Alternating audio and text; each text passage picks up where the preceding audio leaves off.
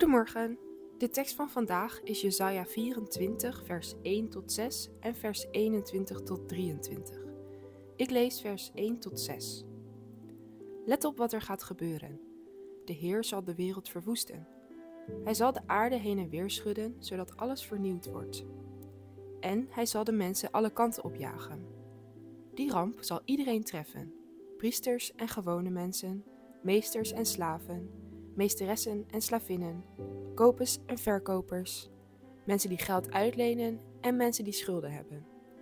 De aarde wordt verwoest en leeggeroofd. De Heer heeft dat gezegd, dus zo zal het ook gebeuren.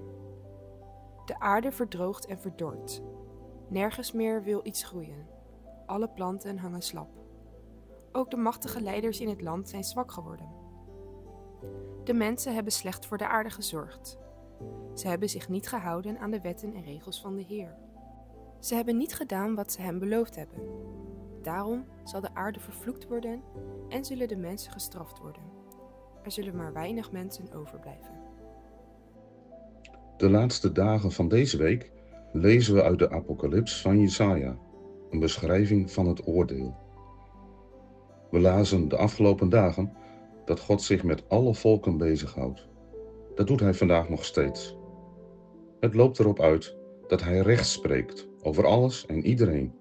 Priesters en leken, bazen en knechten, ja zelfs over de machten in hemel en aarde.